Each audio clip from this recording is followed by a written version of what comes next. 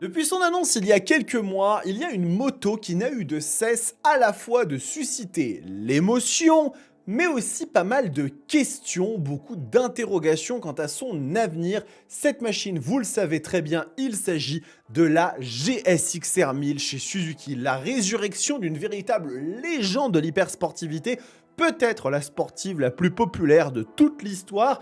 Et depuis qu'elle a été annoncée, cette machine, eh bien il est vrai que on se demande exactement où est-ce que Suzuki veut aller avec, tant eh bien, les spécifications techniques de la moto sont en tout point similaires à celles de 2017. Alors que la concurrence a beaucoup évolué, eh bien, la GSX-R 1000 semble un petit peu figée, encore presque 10 ans en arrière. Et véritablement, ce qui va être le facteur peut-être décisif du succès de cette moto, c'est son prix. Et si ce dernier n'a pas encore été révélé officiellement en France, eh bien quelques pistes nous permettent de regarder à l'étranger un petit peu ce qui se fait et de faire une comparaison avec les modèles qu'on a ici et ainsi d'estimer un potentiel prix pour cette moto. Ça va être ultra intéressant.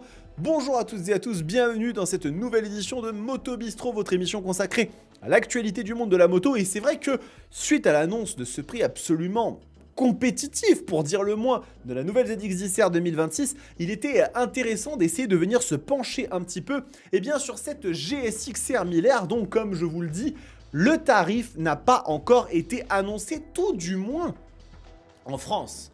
Et oui, car il y a certains pays dans lesquels Suzuki est aussi très implanté, pour lesquels nous avons déjà une idée assez correcte du prix, puisque ce dernier est connu, et notamment chez Suzuki UK, le Royaume-Uni, où vous voyez que cette GSX-R 1000R 40e anniversaire édition est proposée à 17 599 livres sterling.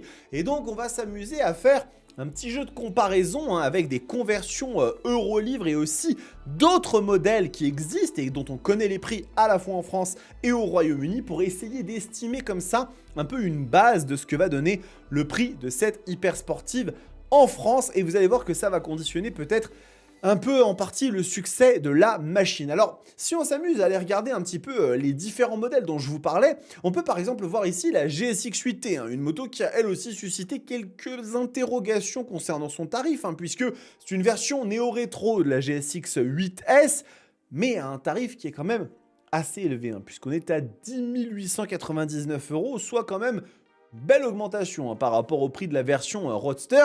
Eh bien cette machine actuellement chez Suzuki UK, elle est présentée à 9 599 pounds. Alors si on s'amuse à aller taper 9 599 livres sterling sur un convertisseur, on voit qu'on arrive à 10 900 €. C'est-à-dire que ici, on est pile poil dans la valeur. Donc on pourrait se dire déjà que si on voulait faire la conversion de ces 17 599 pounds, on pourrait peut-être se retrouver avec un tarif assez cohérent. Mais continuons un petit peu notre exploration avec la DRZ 4S, moto aussi récemment annoncée par Suzuki, et au tarif, il est vrai, toujours un petit peu questionnant, 9 699 € pour un monocylindre de 400 cc, avec, il est vrai, une machine extrêmement sympathique. J'ai beaucoup aimé conduire cette DRZ 4S et 4SM lorsque je suis parti l'essayer en Allemagne, mais il est vrai quand même que ce tarif fait très mal quand on voit ce que la concurrence propose. Bon, toujours est-il que là, on regarde chez le Royaume-Uni et on trouve un prix de 7 999 pounds. Donc si on regarde un petit peu ce que ça donne, ça va nous donner 9 100 €, 9 099 €. Donc on peut voir qu'ici, en France, la machine est positionnée un petit peu plus cher. Donc on a soit une moto sur laquelle on se retrouve typiquement sur le même prix, et une autre sur laquelle on est un petit peu plus cher. Et je vous propose qu'on finalise cet exercice en allant regarder un dernier modèle chez Suzuki, déjà un petit peu plus établi, qu'on connaît depuis pas mal de temps. Il s'agit de la GSX-S 1000, moto extraordinaire, véritablement très bonne machine, avec ce moteur de la GSX-R 1000 de 2005 à 2008, qui donne 152 chevaux, de très belles sensations et un excellent châssis. Et donc cette moto, quand on n'est pas sur des tarifs, on va dire, promotionnels, on est à 13 599 € pour la version 2026. Et sur le site UK, nous sommes à 10 999 pounds. Donc 10 999 pounds,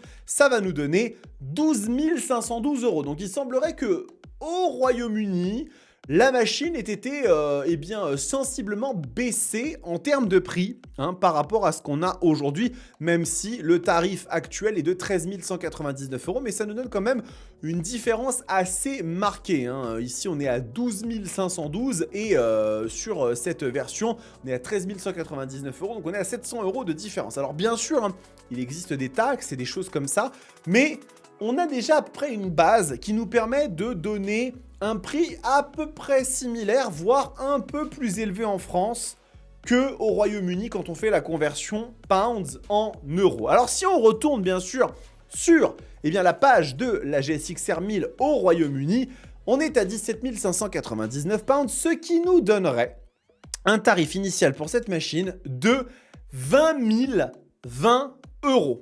Donc ici, on peut se dire que effectivement, il semblerait dans ce qu'on avait entendu dire que la GSX-R 1000 serait positionnée entre 20 et 23. C'était une fourchette très très large. D'ailleurs, c'est un petit peu ce qui a été annoncé aux clients lorsqu'ils ont précommandé leur GSX-R 1000 sans en savoir le véritable prix. On leur a dit, dans le pire des cas, il faudra compter 23 000 €.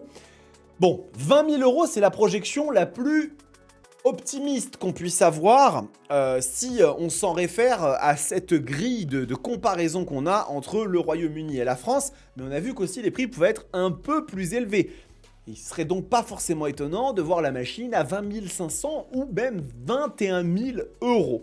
Et là, pour le coup, je me permets quand même de reposer un petit peu les bases de la discussion, puisque effectivement, cette GSX-R 1000, les amis, comme je vous le dis, hein, c'est une moto très intéressante, toujours aussi belle. Je trouve que le design de la machine est magnifique. Les 3 couleurs d'ailleurs qui ont été faites par Suzuki sont toutes très réussies. Hein. Il n'y en a pas une qui, à mon sens, manque de charisme par rapport à l'autre. J'ai ma préférence pour celle-ci, mais vraiment, elles sont toutes magnifiques. Mais quand on va regarder les specs de cette moto, on est à 195 chevaux, c'est la puissance finalement de l'ancienne amputée de quelques chevaux puisque norme Euro 5+ oblige, 110 Nm de couple avec une partie cycle très très bonne toujours, fourche inversée Showa SFF avec notamment la cartouche compressée dédiée, 2 étriers Brembo 320 mm, malheureusement ici 4 pistons de 32 mm, je ne sais pas si c'est du M4.32, si c'est du Stylema,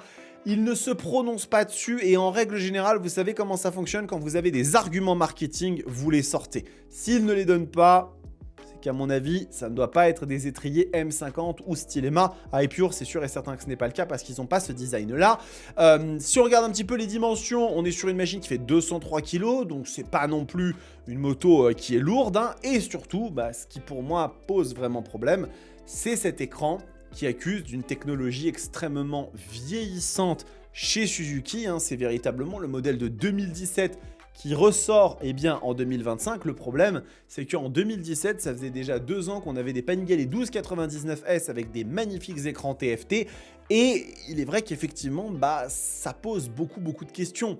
Alors oui, effectivement, quand on roule en hyper sportive, on ne cherche pas forcément à avoir un ordinateur à la place de l'écran ou avoir la possibilité de jouer au Sudoku sur sa moto, mais comme je l'ai dit dans une autre vidéo, une hyper sportive, c'est le fer de lance d'une marque, c'est le porte-étendard, le vaisseau mère qui sert à condenser, cristalliser tous les savoir-faire d'une marque, à la fois sur l'aspect moteur, mais aussi partie cycle, châssis, et bien évidemment la technologie. Et comme je l'avais dit sur la vidéo de la ZX10R, ici, la technologie chez Suzuki n'est pas mise en avant. D'ailleurs, ils savent très bien faire de beaux écrans TFT désormais hein, sur la GSX S1000 GX, GT.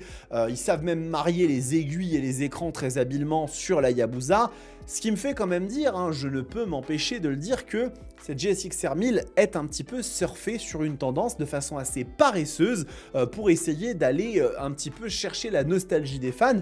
Le problème, c'est que il y a de la concurrence en face, les amis. Il y a de la concurrence en face. Et si cette moto, on l'estime à 21 000 €, il y a une concurrente qui a dégainé quelque chose de très violent récemment. Vous savez très bien de quoi il s'agit. C'est la Ninja ZX10R à 18 999 €. 19 000 € pour une machine qui a tout en mieux sur sa fiche technique, tout simplement. On est sur un moteur de 203 chevaux, voire 213 avec l'air forcé. On a le même type de fourche, mais des étriers Brembo M50. On a un nouvel écran TFT de très bon acabit qui fait vraiment honneur à la machine. Des ailerons qui sont rajoutés, alors bien évidemment, ils le sont aussi sur la GSX-R 1000. Petite précision d'ailleurs, parce que ça, c'est un vrai effort que la France fait, et je tiens quand même à le souligner et à féliciter Suzuki France. Ces ailerons sont optionnels dans la plupart des pays, ils sont gratuits et intégrés de série sur la machine en France.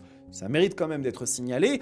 Et du coup, cette nouvelle ZX-10R, qui est un véritable coup de tonnerre, nous fait nous poser des questions. Alors, il est vrai qu'effectivement, si on va chercher des machines comme la CBR 1000 Fireblade, qui dans sa version de base coûte 22 749 €, mais avec un moteur qui est quand même autrement plus expressif, hein, on est à 217 chevaux, ou des machines comme la RSV4 à 21 000 €, qui, avec ses 220 chevaux et son package électronique ultra poussé, rend une GSX-R 1000 un petit peu quand même anodine, ou encore la S1000RR qui a 21 400 €.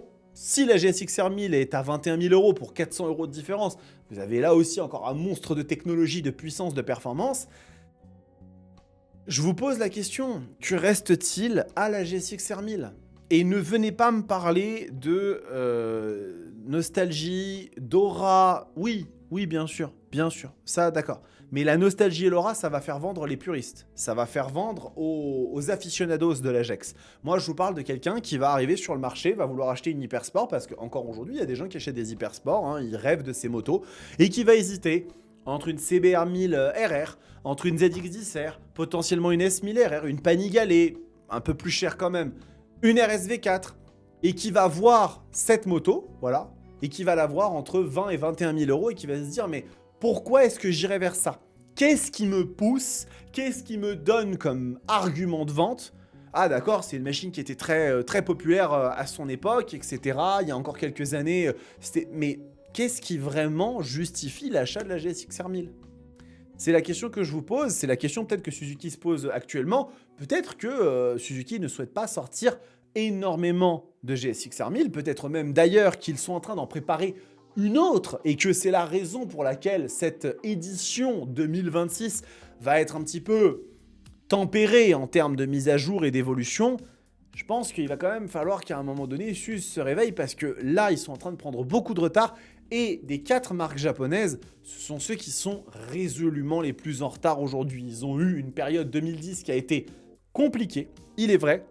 Aujourd'hui, ils sortent des motos qui sont très intéressantes, mais qui, il est aussi vrai, par rapport à Yamaha, Honda et Kawasaki, on est quand même un petit peu en retard sur certaines choses. On commence à voir arriver de la fourche semi-active, ça fait 1 an. Merci, enfin, il était temps. Voilà, il faut vraiment que Suzuki passe le cap du dessus. Ils sont sur le bon chemin, et moi je crois en eux. C'est une marque qui est capable de faire des motos extraordinaires, mais sur une machine comme la GSX-R 1000, à mon sens, il aurait soit fallu marquer le coup avec un prix vraiment fracassé, avec une machine en dessous des 19 000 €, comme ça a été le cas pour la ZX-10R 2026, et dans ce cas de figure, on aurait pu jouer l'argument de la nostalgie en se disant en plus le prix est placé, on peut vraiment hésiter entre une Panigale V2, V2S ou un GEX 1000, ça fait quand même plaisir. Ou alors une machine bien plus à la hauteur de ce que la concurrence réussit à faire aujourd'hui. Encore une fois, je vous le dis, hein, je ne mesure pas l'efficacité de cette moto sur un circuit. Je suis persuadé qu'elle est très bonne, et peut-être qu'elle ne perd pas tant que ça, ou même pas du tout, face à ses concurrentes. Mais lorsqu'on lit une fiche technique, là, ça devient plus compliqué. Vous me direz un petit peu ce que vous en pensez dans les commentaires. Je suis très preneur de vos avis. N'hésitez pas à vous abonner à cette chaîne. C'est un véritable coup de pouce que vous me donnez, et pas des moindres. Et en attendant, les amis, on se retrouve très vite pour de nouveaux contenus. J'ai plein de choses dans ma besace à vous présenter. Prenez soin de vous, kiffez vos bécanes. Ciao!